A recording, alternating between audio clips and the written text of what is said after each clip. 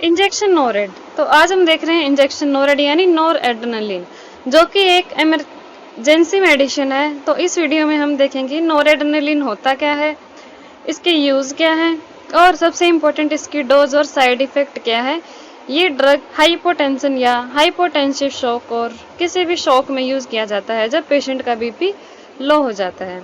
तो आइए देखते हैं।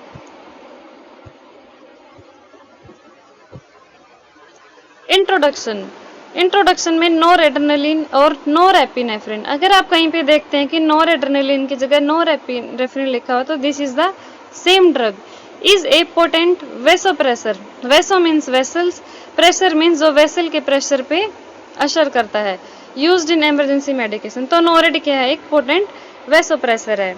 इसका मतलब है जैसे ये हमारी एक ब्लड वेसल है, ब्लड वेसल में क्या करता है, ब्लड फ्लो करता है और जो वेसल्स की वॉल हैं ये कोई प्रेशर एग्जर्ट करती हैं किस पे, ब्लड पे। ब्लड वेसल में क्या होता है, ब्लड, और ये वेसल क्या करती है नॉर्मली ब्लड पे यानी इसके वॉल्यूम में जो फ्लूइड है उस पे प्रेशर एग्जर्ट करती है। उसको क्या बोलते हैं, vascular resistance. What is vascular resistance, it is the pressure exerted by the walls of the vessel on the blood. मतलब जो हमारी वेसल्स हैं, धमनियां हैं, उनकी वॉल जो ब्लड पर प्रेशर एग्जर्ट करती हैं उसको क्या बोलते हैं, वेस्कुलर रेजिस्टेंस। तो यहाँ पे क्या होते हैं, अल्फा एड्रोजेनिक रिसेप्टर होते हैं। क्या होते हैं यहाँ पे, अल्फा एड्रोजेनिक रिसेप्टर्स होते हैं। तो ये नोरेड किस पे एक्ट करता है, हमारा अल्फा एड्रोजेनिक रिसेप्टर पे ही काम करता है एंड कॉजिंग वेसोकंस्ट्रिक्शन। जैसे हमने किसी पेशेंट का बीपी क्या है, लो है। लो का मतलब कितना लो है, जब बीपी 90/60 mm ऑफ Hg से कम हो जाता है। एडल्ट की बात हो रही, किसी भी एडल्ट पेशेंट, इसको हम क्या बोलते हैं, हाइपोटेंशन बोलते हैं। तो हाइपोटेंशन में क्या प्रिस्क्राइब किया जाता है, नोरेड इंजेक्शन। तो इंजेक्शन हमने नोरेड क्या किया, पेशेंट को इन्फ्यूज किया। तो ये कहाँ पे एक्ट करेगा, अल्फा एड्रोजेनिक रिसेप्टर पे। इन पे एक्ट करके ये क्या इंक्रीज कर देगा, वेस्कुलर रेजिस्टेंस। मतलब ब्लड वेसल को ये क्या करेगा, और ज्यादा प्रेशर एग्जर्ट करवाएगा ब्लड वेसल से ब्लड पे। इससे क्या होगा, वेस्कुलर रेजिस्टेंस इंक्रीज होगा और अल्टीमेटली क्या होगा, बीपी इंक्रीज होगा। सो this is the way how it acts. अब देख रहे हैं आपकी यहाँ पे वो वाइड है डायमीटर बहुत ही, और हमने नोरेड इंजेक्शन दिया तो क्या हो गया, डायमीटर क्या हो गया, नैरो हो गया। यानी इसका जो प्रेशर एग्जर्ट किया ब्लड वेसल्स ने ब्लड पे वो इंक्रीज हो गया, मतलब वेस्कुलर रेजिस्टेंस इंक्रीज हो गया, जिससे क्या हुआ, बीपी भी इंक्रीज हो गया। सो एक ये तरीका है जिससे ये क्या करता है, बीपी को इंक्रीज करता है। दूसरा कौन सा तरीका है, by increasing the cardiac output. अब कार्डियक आउटपुट को कैसे बढ़ाता है, ये बहुत ही कॉमन सी बात है। जैसे हमने अब बीपी पहले लो था तो ब्लड ज्यादा स्लो से मूव करके कहाँ जा रहा था, मतलब कम स्पीड से जा रहा था, कहाँ पे, हार्ट तक। मतलब कार्डियक आउटपुट क्या थी, कम थी।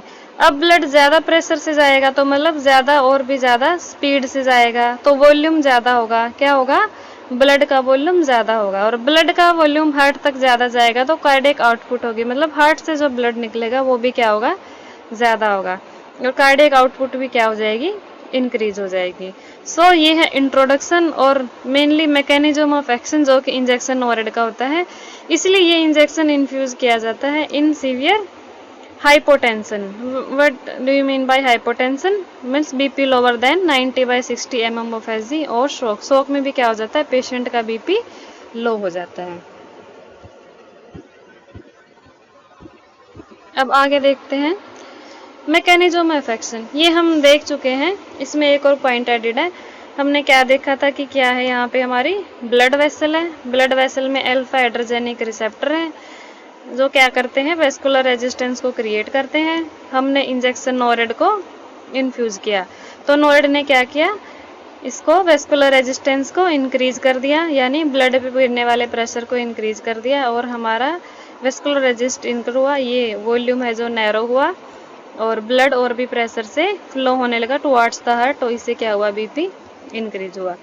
अब ये थी अल्फा एड्रोजेनिक एक्टिविटी। एक होती है beta adrenergic activity. Beta adrenergic activity क्या होती है, जैसे ये हमारा हार्ट है, ये शेप थोड़ी सी ठीक नहीं है, ऐसा नहीं होता है। तो हम देखते हैं इरेजर का है। तो हार्ट है, हार्ट के आपको पता है क्या होते हैं, 4 चैम्बर होते हैं, एट्रियम और वेंट्रिकल होते हैं। ये है हमारा राइट एट्रियम, ये है लेफ्ट एट्रियम, ये है राइट वेंट्रिकल, ये है लेफ्ट वेंट्रिकल, और यहाँ पे क्या होती हैं, वाल्व होती हैं जहाँ से ब्लड वेसल कनेक्टेड होती हैं। यहाँ पे मिट्रल वॉल्व होती है और यहाँ पे होती है ट्राइकस्पिड वॉल्व। तो ये जो हार्ट की लेयर होती हैं, जैसे हार्ट भी मसल का बना हुआ, it is a muscular organ heart. तो हार्ट की जो लेयर होती है इसमें 3 लेयर की बनी होती है, एपिकार्डियम मीन्स सबसे outer membrane, then myocardium and endocardium. तो इन लेयर्स में क्या होता है, बीटा एड्रोजेनिक रिसेप्टर होते हैं। क्या होते हैं, बीटा एड्रोजेनिक रिसेप्टर। तो नोरेड क्या काम करता है, बीटा एड्रोजेनेटिक रिसेप्टर पे भी वर्क करता है। तो ये हार्ट की मसल में है, मतलब ये क्या कर रहा है, यहाँ पे भी इनकी मसल पे भी प्रेशर इंक्रीज कर रहा है। तो हार्ट का क्या काम है, बीट करना। हार्ट क्या करता है हमारा, बीट करता है, और हार्ट की बीट से ब्लड कंटिन्यूसली हमारी बॉडी में सप्लाई होता रहता है। अब ये बीटा एड्रोजेनिक रिसेप्टर पे काम करेगा नोरेड, तो क्या होगा, ये बीटा एड्रोजेनिक एक्टिविटी इंक्रीज हो जाएगी, मींस हार्ट की कॉन्ट्रैक्टिलिटी थोड़ी सी इंक्रीज हो जाएगी। तो अल्टीमेटली क्या होगा, हार्ट रेट भी इंक्रीज हो जाएगा। So this is the mechanism of action of the injection Norad. तो आई होप कि आप लोगों को समझ आया होगा। अगर कुछ डाउट है तो कमेंट सेक्शन में कमेंट करके पूछ सकते हैं। तो मेनली हमारे इंजेक्शन नोरेड ने क्या किया, पेशेंट का वेस्कुलर रेजिस्टेंस इंक्रीज करके बीपी को इंक्रीज किया। इसका जो प्राइमरी फंक्शन है इसी के लिए यूज करते हैं, लेकिन इसके साथ साथ क्या हो जाता है, कार्डियक आउटपुट भी इंक्रीज हो जाता है और बीटा एड्रोजेनिक एक्टिविटी से हार्ट रेट भी इंक्रीज हो जाती है। अगर हार्ट रेट 120 या 140 कंसीडर करते हैं, इससे अगर ज़्यादा हो जाता है तो ये पेशेंट को क्या हो जाता है, टैकीकार्डिया।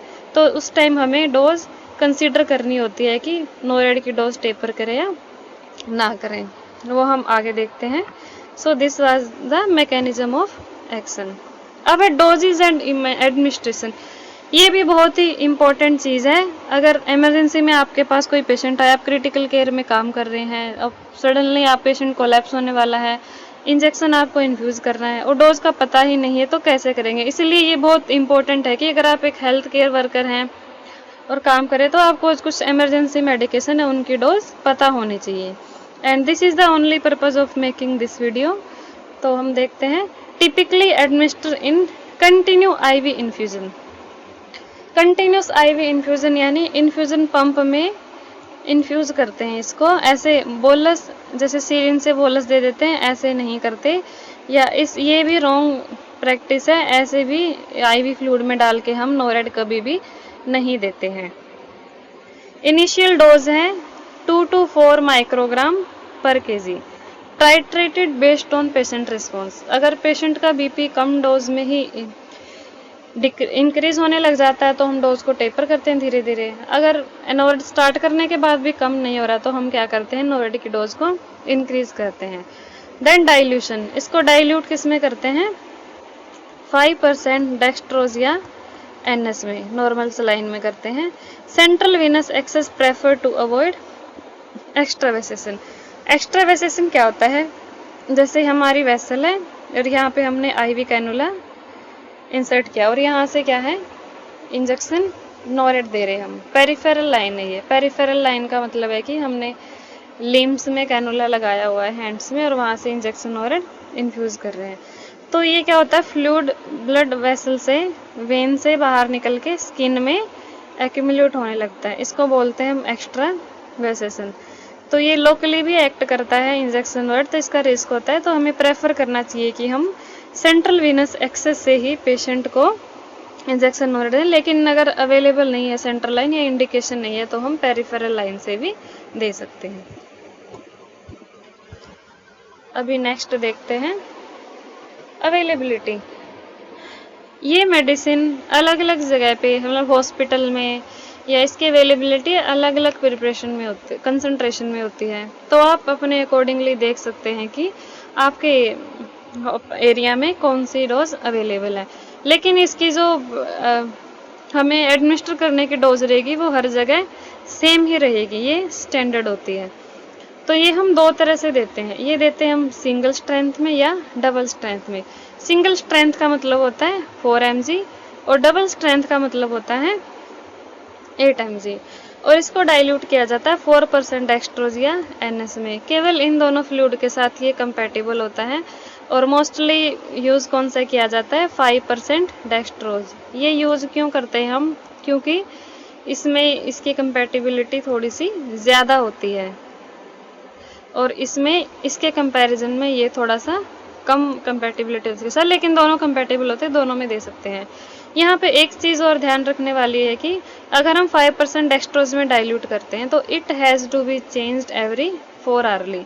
लेकिन अगर NS में करते हैं तो 6 to 8 आवर्स पे इसको हम चेंज कर सकते हैं। लेकिन इस डेक्सट्रोज यहाँ पे ये एक्सटेंड भी हो सकता है, 12 आवर्स तक भी हो सकता है।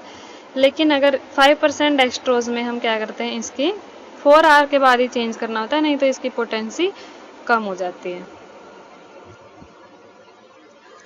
अब है ये मोस्ट इम्पोर्टेंट चीज़ जो कि है डोज कैलकुलेशन।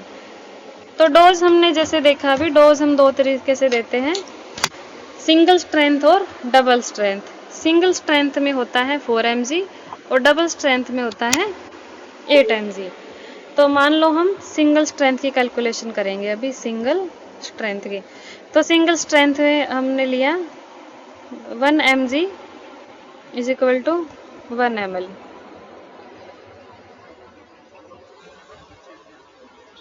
नहीं सॉरी, ये 1 mg is equal to 1000 microgram होता है। ठीक है, ये हमें, ये स्टैंडर्ड है, ये हमें पता है। तो अभी हम सिंगल स्ट्रेंथ में हम क्या ले रहे थे, 4 mg, और डबल स्ट्रेंथ में हम क्या ले रहे थे, 8 mg ऑफ इंजेक्शन नोरेड। तो 4 mg, तो जिसकी जो अवेलेबिलिटी आती है ये होती है 1 mg is equal to 1 ml। तो अभी हम क्या लेंगे, अगर आपके पास 1 mg is equal to 1 ml वाली अवेलेबिलिटी है तो हम क्या लेंगे, 4 ml of injection Norad plus 5% या NS का क्या लेंगे हम, 46 ml। 46 ml से ये हो जाएगा हमारे पास टोटल सॉल्यूशन 50 ml। और हमारे पास अगर 1 ml is equal to 2 mg वाली स्ट्रेंथ अवेलेबल है तो यहाँ पे क्या आ जाएगा, 2 ml of injection Norad then plus 48 ml of 5% dextrose और normal saline, then it will be equal to 50 ml। ये हमने 50 ml का क्यों बनाया है, क्योंकि इसको हम किस में इन्फ्यूज़ करते हैं, इन्फ्यूज़न पंप में। इन्फ्यूज़न पंप आप सबको पता है कैसा होता है, ये एक डिवाइस होती है, यहाँ पे कुछ नंबर्स होते हैं, यहाँ पे सिरिंज कनेक्ट करने के लिए कनेक्टर होता है। तो यहाँ पे हम सिरिंज को कनेक्ट करते हैं, 50 ml की सिरिंज, और ये इससे PMO लाइन से कनेक्ट करते हैं पेशेंट से। ये हमारा पेशेंट है यहाँ पे, और इसकी रेट यहाँ पे हम सेट करते हैं, जैसे कितने भी सेट कर सकते हो जितनी हमें करनी है।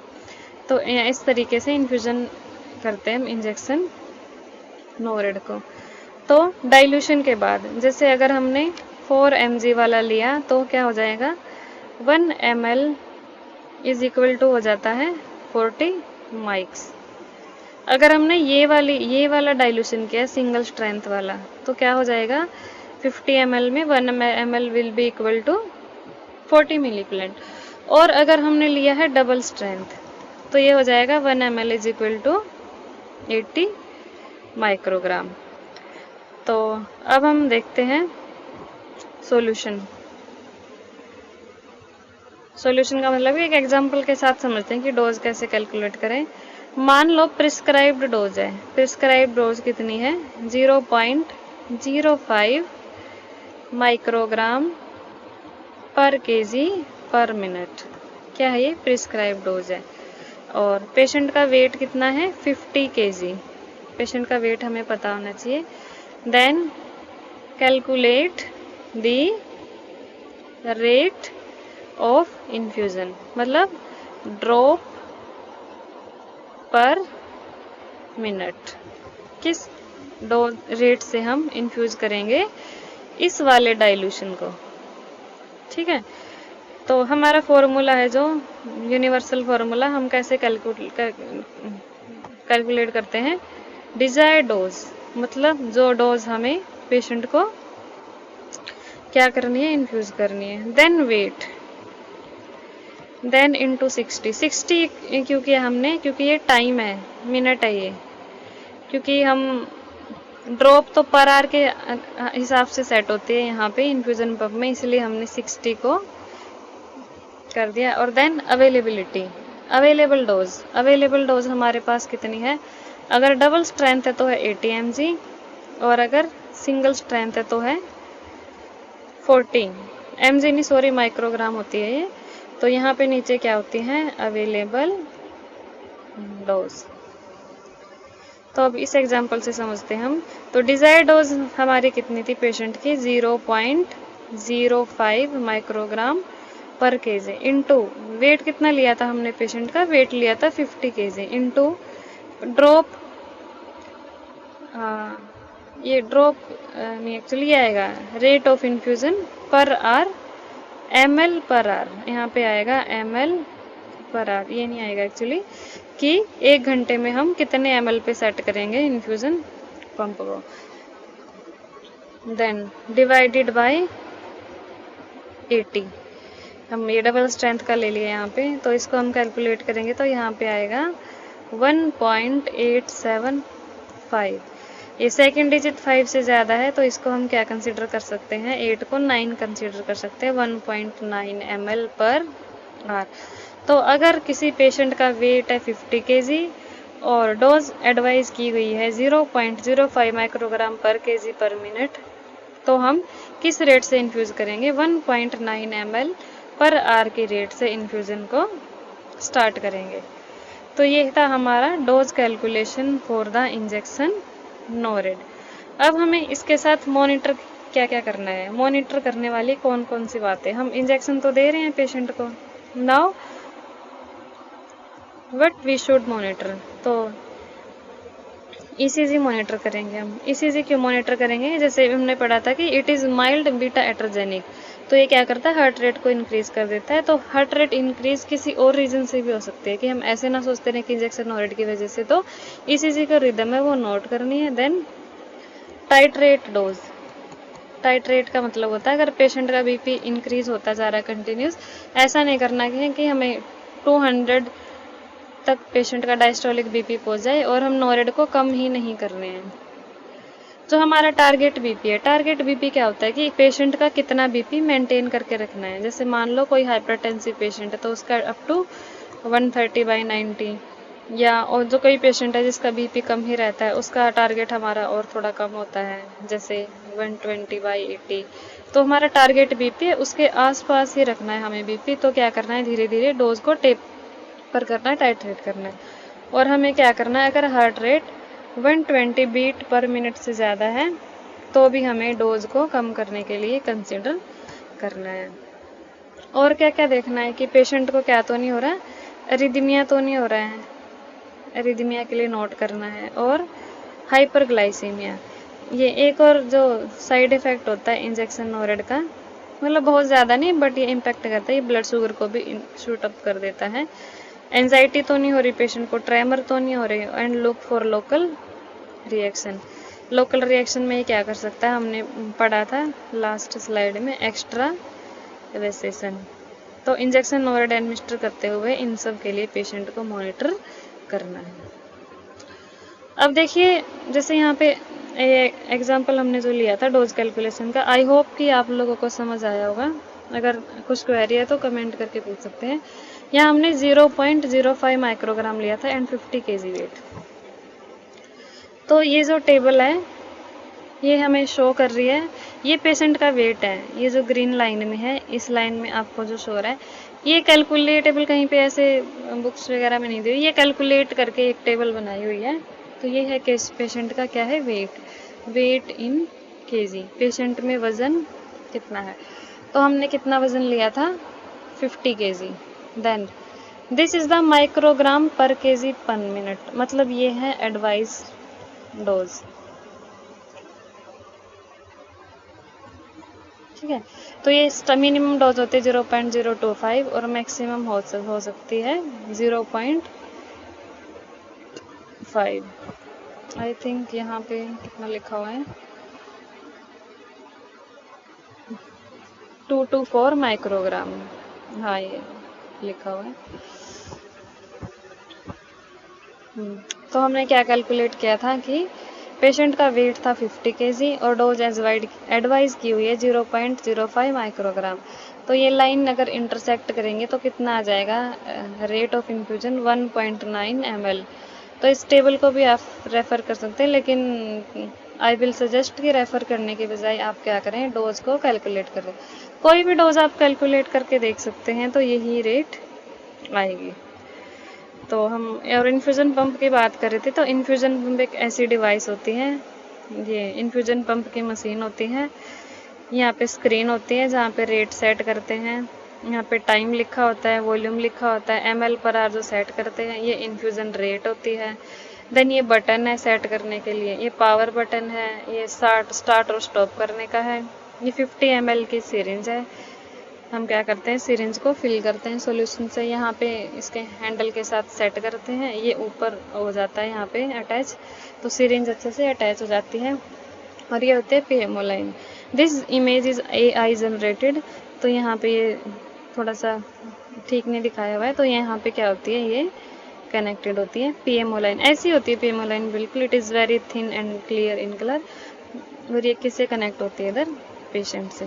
तो इस तरीके से हम ml/h सेट करके, जैसे हमने वेट कितना था 50 kg और डोज कितनी एडवाइस की हुई थी 0.05 microgram per kg per minute. तो हम यहाँ पे कितनी सेट करेंगे, हमारी रेट क्या आई थी 1.9 ml। तो यहाँ पे हम सेट करेंगे, जैसे इसकी जगह 1.9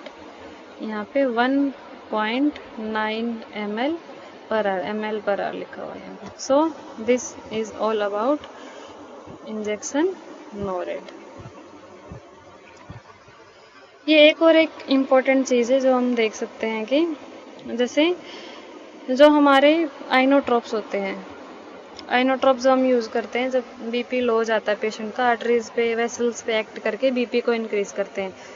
तो इनकी एक्टिविटी बताई हुई है, अल्फा एड्रोजेनिक एक्टिविटी किसकी ज़्यादा होती है, बीटा एड्रोजेनिक किसकी, और मेनली किस में यूज़ करते हैं। तो नोरेड की अल्फा एक्टिविटी ज़्यादा स्ट्रॉन्ग होती है, बीटा थोड़ी सी माइल्ड होती है। मेनली सेप्टिक शॉक में हम यूज़ करते हैं, जब सेप्टिक शॉक में बीपी कम हो जाता है। देन है एड्रेनलिन, इसकी स्ट्रॉन्ग होती है, इसकी बीटा एड्रोजेनिक भी स्ट्रॉन्ग, इसलिए इसको हम किस में देते हैं, कार्डियक अरेस्ट में या एनाफिलैक्सिस में। डोपामिन डोज डिपेंडेंट होता है, अगर ज़्यादा डोज देंगे तो ज़्यादा होगी, कम देंगे तो कम होगी। इसकी मॉडरेट होती है, ये कार्डियोजेनिक शॉक में एडमिनिस्टर करते हैं। देन है वैसोप्रेसिन, ये नॉन एड्रोजेनिक है, ये अल्फा एक्टिविटी नहीं करता है, इसके बना नहीं, ये सेप्टिक शॉक में भी हम देते हैं। मीन्स ये एज इसकी एक्टिविटी नॉन एड्रोजेनिक है, लेकिन इसका मेन फंक्शन भी क्या है, इट इज़ ए वैसोप्रेसर। ऐसे इसके नाम से पता चल रहा है वैसोप्रेसिन, ये भी बीपी को क्या करता है, इंक्रीज करता है। सो ये हमें पता होना चाहिए। So this was all about injection Norad. तो अगर किसी पॉइंट में आपको डाउट है तो आप क्या कर सकते हैं, कमेंट करके पूछ सकते हैं। एक ये जो स्लाइड है जहाँ पे प्रिस्क्राइब डोज लिखी हुई है, ये बस रेंज लिखी हुई है, तो ये इनिशियल डोज लिखी हुई है। इनिशियल का मतलब ये है कि कितने पे हम स्टार्ट करते हैं, तो ये मैक्सिमम 5 माइक्रोग्राम तक भी हो सकती है। एक्चुअली यहाँ पे 0.2 आएगा, ये थोड़ा सा मिसटाइप्ड है, 0.4 आएगा। मैक्सिमम होती है 0.5, लेकिन यहाँ से लेके यहाँ तक जब हम किसी को स्टार्ट करते तो जैसे स्टार्टिंग डोज हमने टेबल में देखा था 0.05 microgram per kg per minute से स्टार्ट है, लेकिन it is very mild dose. तो जो अगर बीपी का लो है तो और 1.9 ml/h पे टाइम भी लगेगा मेडिसिन को पेशेंट तक जाने में, एक्ट करने में, पेशेंट के हार्ट तक, वेसल्स तक जाने में, तो इसलिए ये इनिशियल डोज होती है। ये अडल्ट की dose 0.2 to 0.4 microgram per KG. अब हम देखते हैं पीडियाट्रिक। अगर बच्चों को इंजेक्शन नोरेट देना है तो कितनी होती है? 0.05 to 0.1 microgram per kg per minute. तो इनिशियल डोज बच्चों की ये होती है। और मैक्सिमम हम कितना दे सकते हैं? Maximum we can give up to 2 microgram per kg per minute. और अडल्ट में मैक्सिमम हमने देखा ये होती है 0.5 तक। So this was all about injection Norad. तो आई होप कि ये आपको समझ आया होगा। तो इस हमारे चैनल पर बने रहें और भी ऐसी वीडियोस को देखने के लिए, इमरजेंसी मेडिकेशन या और अगर आप किसी स्पेसिफिक मेडिसिन के बारे में जानना चाहते हैं तो please comment, like, share and subscribe our channel and thank you.